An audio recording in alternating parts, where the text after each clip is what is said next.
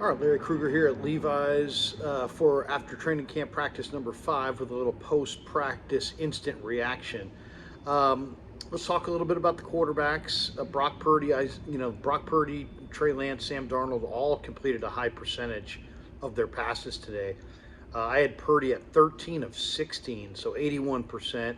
He did throw an interception to Dre Greenlaw. He also had a fumble, and he had his elbow hit, it looked like, at one point by Cleveland Farrell, which, I mean, really got to question the wisdom of that.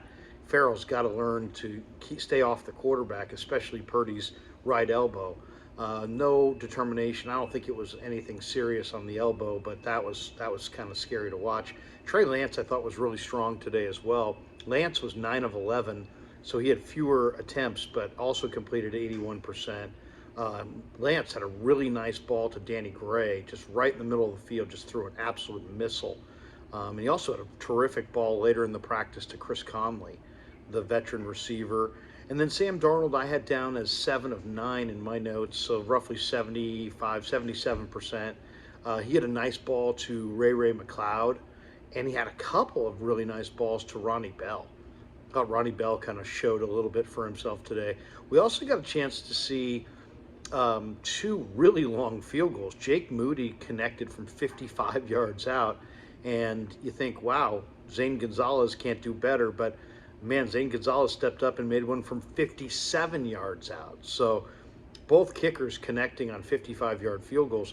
If the Niners decide they want to go with Jake Moody at the end of camp, there may be a team that's willing to trade them a draft choice in the 2024 draft for Zane Gonzalez. So that was an interesting pickup by John Lynch and Adam Peters to add Zane Gonzalez, because now you've got essentially two kickers.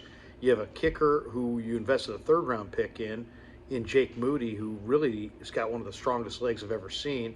And then you got a pretty dependable kicker in Zane Gonzalez, and I think it's pretty likely that Gonzalez will be a better kicker than some of the kickers that will be the number one kicker in their camp. So they very well could get to the end of the preseason at the cutdown, go with Jake Moody, and I bet you they could probably get a 7th-round pick for Zane Gonzalez, especially if he keeps booting 57-yard field goals.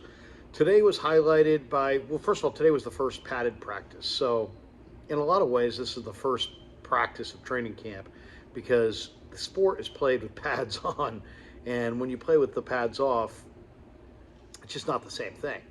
And we, of course, did see some skirmishes, and there was a couple really, I mean, 2 skirmishes. One was a minor skirmish between Juwan Jennings and Tayshawn Gibson, and then Hufanga got in there a little bit, and Jennings wasn't having any of Hufanga either. Offense and defense clashing there. But the big one was Brandon Ayuk and Dre Greenlaw. And usually these things are, one-on-one, and they last for a minute, maybe not even a few seconds. Guys are throwing some blows, or guys are, in the heat of battle. This one went on and on and on. I would say it lasted well over a minute. And then Shanahan called the whole group together, and, we have no idea exactly what was said, but, basically just kind of reminding these guys, hey, look, you guys are all on the same team. Physicality is great. Competitive fire is great. Be physical, play to the whistle, but let's not hurt each other. We're all on the same team, kind of a message. And, if we're going to win the Super Bowl, we're going to win it as a team, not just on the strength of the offense or the defense. So deep down, the coaches will never really admit this, but they like to see it. They like to see the skirmishes, because it says that their team is ready to hit, they want to be physical, and that they're competitive, and they give a damn. The coaches will always publicly say, oh, we don't like this stuff. Privately, they love it. They love it because it shows guys have each other's back, guys are fighting, guys are, fighting for roster spots, guys are competing at a really hard level. They love to see that insane competitiveness. They love to see that fire. They love to see the physicality. And this is what happens when you practice in, shorts and helmets for 4 days, and then you finally put on the pads. You're going to see some skirmishes. Dre Greenlaw is a tone-setting defensive player. I think I said to you earlier this week that Brandon Ayuk is a cocky offensive player, and you knew that these two guys were probably destined to tangle, and sure enough, they did. I only saw a little bit of it. There was a bunch of bodies in the way, but it went on and then kind of escalated more, and it kept kind of going on and on and on, to the point where Shanahan gathered the team and basically told them, "Hey guys, we like it, but we don't like it. Let's take care of one another." As far as guys who flashed today, Javon Kinlaw is looking outstanding, somewhat dominant in the one-on-ones. Kinlaw is a huge year for Kinlaw. I don't want to say it's make or break, but this is it. I mean, this is a fifth-year option year for him, and um, it's like he's been in the league enough time. He's had injuries. He's had time where he hasn't been great. He's battled some knee problems. He looks really, really good. So much so that multiple players were talking about him afterwards. Eric Armstead was saying that he's got dominant traits and dominant potential.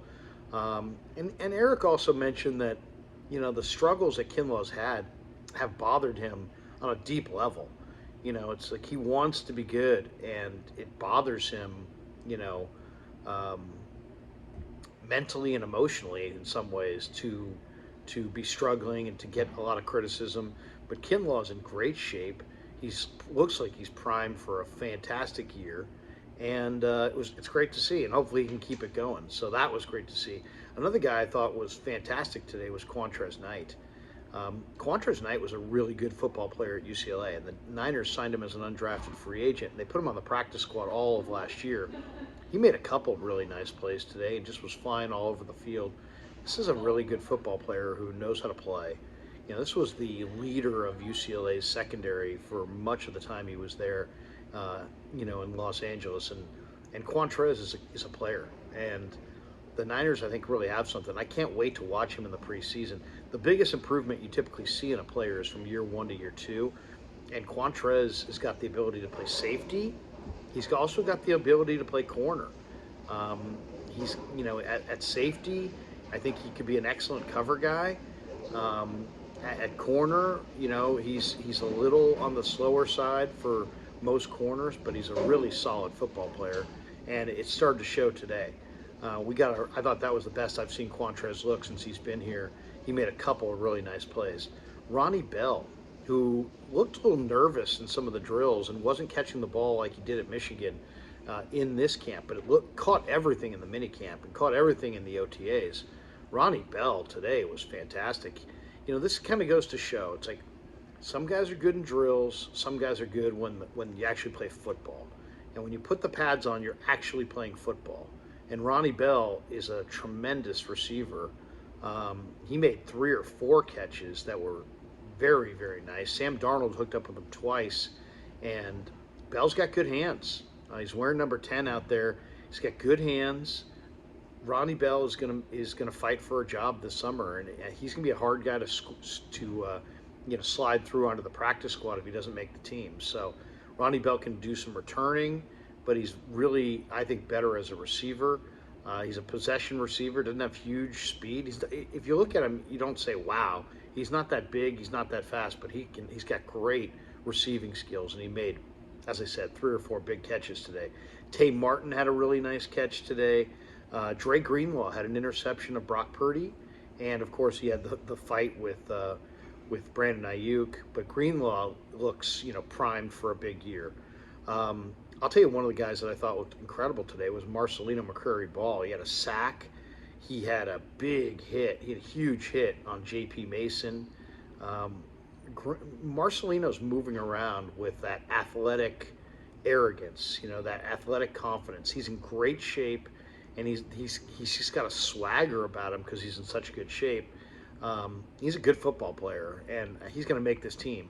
And I'm not sure exactly. I mean, they're loaded at linebacker, and I'm not sure who's not going to make it, but he is going to make it, and he is a tremendous player. He had at least 1 sack, and he had 3 or 4 hits, and a huge one, as they said, on Mason. Deebo Samuel was incredibly physical today.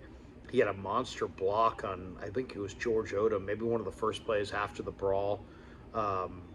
Debo is just a tone-setting player right now. He also made an incredible catch from Trey Lance, where he went low and picked it off the grass.